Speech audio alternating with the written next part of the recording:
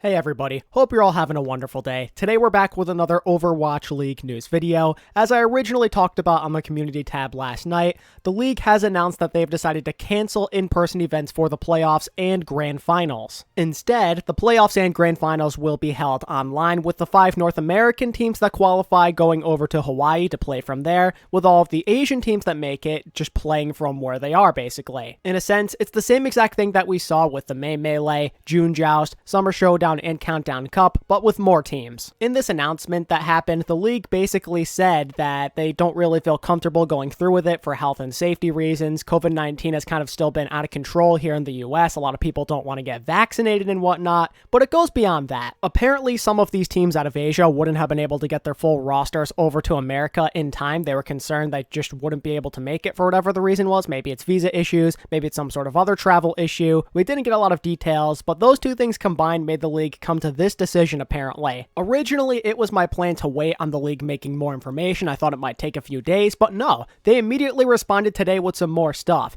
In this article though, unfortunately, they don't really provide a lot of new info that's super helpful on the situation as a whole. Yeah, they go over some of the interesting formatting details, as well as things like the map pool and how much money teams can make from this and everything, but nothing about why they had to go in this direction. They basically just said, yeah, look at our Twitter post. Now, of course, I get it. There's only so much information that they can disclose to us, but it would have been good to know exactly what's going on. It makes it a bit easier to understand why they made this choice, you know what I mean? Being left in the dark like this is a little frustrating because this whole entire decision that they made is obviously very disappointing for a multitude of reasons. The big one, of course, being that we get in-person events on land. That's something we haven't seen in a long time in North America. We were all pretty hyped for it, I would say. A lot of fans were really excited to go out there and watch these teams compete for the championship. Not only that, but it also means that the NA teams, in a way, are at a disadvantage, yet again, compared to the Asian teams, as they're the only ones that have to do any sort of traveling. That's how it's been the entire season. The league cares so much about competition and everything and the health and safety of their players, and yet 5 teams are going to have to be exposed through airports and going to foreign environments, I guess you could say. That's tough. It's not exactly an easy solution to make or a perfect one. I'm not going to get mad at the league or anything and say for sure they made the wrong choice, but all I'm saying is this was a tough decision to make, and it's a disappointing one. Something else to think about is we don't know how that's going to change the scheduling just yet. I was hoping they would announce that in their new article, but no. They still have more updates to come in the future. Right now, we only know the dates of the knockout games that are being held later next week. There's a chance that the playoffs get delayed by a little bit when we get to the round of 8 because there's 5 teams you have to accommodate for to go to Hawaii. Then all these sudden changes might also make things a bit more difficult and require a bit more time. So just stay tuned. I'm sure they'll announce something soon, but just know there is a chance we might be getting into the action a bit later than we would have liked it to. But hey, at least next weekend we can still look forward to some online play for the knockouts, because the Washington Justice did officially announce their opponents. We now know who's going to be facing who and what the format looks like. Day 1 of the knockouts for NA at least will take place on Saturday when the Paris Eternal play the Washington Justice and the Boston Uprising play the Toronto Defiant. From there, we move on to Sunday where the Shock will choose the winner of one of those 2 games, then the Houston Outlaws get the other winner, and then from there, the winners of those 2 games go on to the Overwatch League Top 8 playoffs. The East is a bit weirder as it's all happening on Sunday. First, the Spark play the Fusion, then immediately after, the Dynasty play the winner of that game, with the winner of that match going on to join the Hunters and the Dragons in the top 8. All of the knockout stuff will be going as planned. It's after that, though, where things just get weird and disappointing, and for some people, frustrating. That's something I kind of wanted to talk about. It's been a big pressing issue that's been going on for the last, 12 hours or so, a bit more,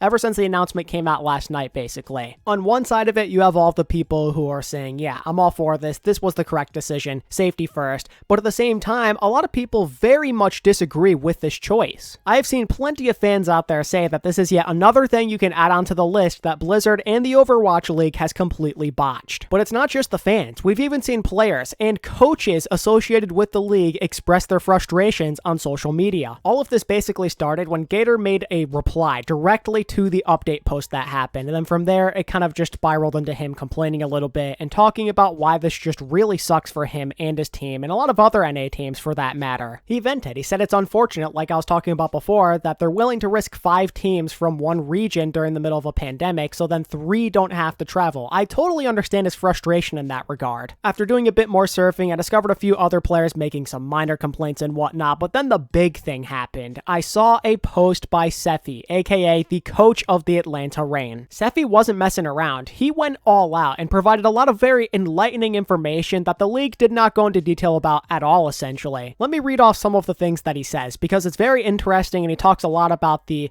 competitive environment and integrity and some of the other issues that come up because of this. Let me read off some of it for you. So he starts off by saying, "For everybody saying this is the right decision, consider the following. Most of the teams were fully able to make it to Texas, and for those that couldn't, they'd play on a minimum of 160 latency on the West Coast, a minimum of 90 for Paris, and then a minimum of 0 for LAN attendees, and he believes that would have yielded better matches overall." But then he says something big. As it stands now, if Paris qualifies, they can't play at all, and will have to sign an emergency roster to compete in their slot. Okay, pause. Obviously, that is some really, really big information that the league decided to leave out for whatever reason. If the Paris Eternal somehow made it through the knockouts this weekend, they wouldn't be able to compete. They'd have to use a completely different roster because of traveling issues and everything. Like, hello? That isn't exactly fair. How does that boast competitive integrity? Just a criticism though. As we keep moving on, the decision to do Hawaii once again puts the APAC teams at an unfair advantage over the Western teams, which I talked about before. They get to use their own PCs, desks, chairs, sleep in their own beds, no travel fatigue, exist comfortably in their home facilities. At the very least, teams in Asia should be made to travel within their own countries and play on fresh setups at an office or something to even the playing field for the sake of competitive integrity. Seems like a pretty good point once again, right? Why wouldn't the league have them do something like this? That would at least make things a little bit more even, because now they have to play in foreign environments as well. Everybody should be on that playing field at the very least. Seems like a pretty decent argument to make. Again, it probably has to do with safety and everything, but at the same time, can the league really talk about safety and whatnot when they're literally sending 5 teams on full planes to Hawaii? Brad even brings this up. It continues to get even juicier as we move on though. OWL players and staff were not consulted in this decision and not given the chance to propose alternatives such as sending most teams to Dallas, playing on minimum latency, or sending all teams to Korea. That's pretty messed up. Not even consulting these guys at all? I don't know. Even if they didn't come up with a great solution, at least talking to them about this would have been a smart idea, I feel like. So that's yet another mistake that the league made. Seffi goes on to finish up by saying that the current plan hampers 2 teams, Paris and Atlanta especially, but still Western teams are hurt in general, for the sake of 1 to 2 APAC teams. It's just a triage, not a net gain, and in the worst case scenario, Pelican not being able to attend and Paris qualifying produces a worse competitive integrity outcome than hosting travel-able teams in North America and playing equal high paying for those that can't. That Pelican detail kind of exactly tells you why it's so frustrating if you're Atlanta. I mean, obviously, Seffi made it known that there's more to it than that, but I'd be frustrated too if I was the Atlanta Reign. Pelican can't travel on a plane right now because of the collapsed lung. He has to recover. That's not something he can do. I've seen a lot of people say, well, just put Pelican on a boat forehead, have him sail over to Hawaii. And I mean, technically they could do that, but that seems like it's a bit more complicated, I guess you could say, and it'll take a long time for him to get there most likely. That seems like probably not the best choice. So now, Pelican probably just has to play from ping again, which really sucks when considering what happened during the Countdown Cup and everything. There was times where he was really getting messed up ping issues and they couldn't really solve it, and the league wasn't giving them a lot of time for production reasons. So they're going to have to deal with that again, most likely. There's a good chance. And I mean, it's almost like the league doesn't think the Paris Eternal have any chance whatsoever of making the playoffs. That's what I get out of this, because if they did think that, you'd think they'd maybe care a bit more about making sure they can get there and compete.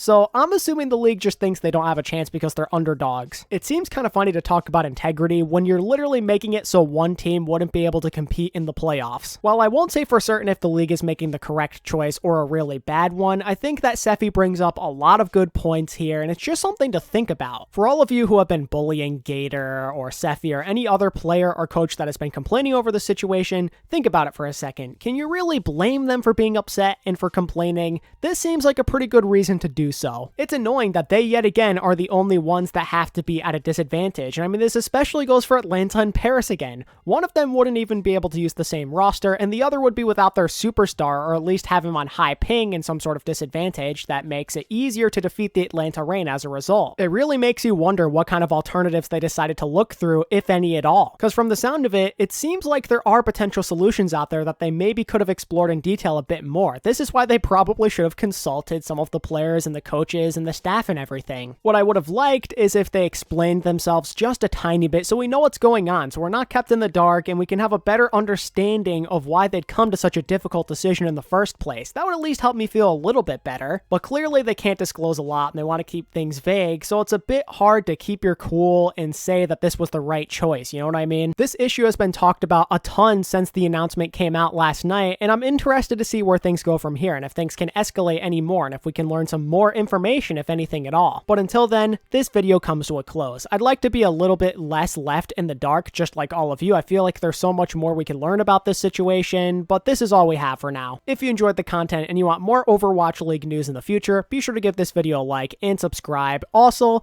don't forget to tell me what you think about these issues down in the comment section below. I'd love to hear your thoughts on it. And until next time, this is ATP, signing out. Peace.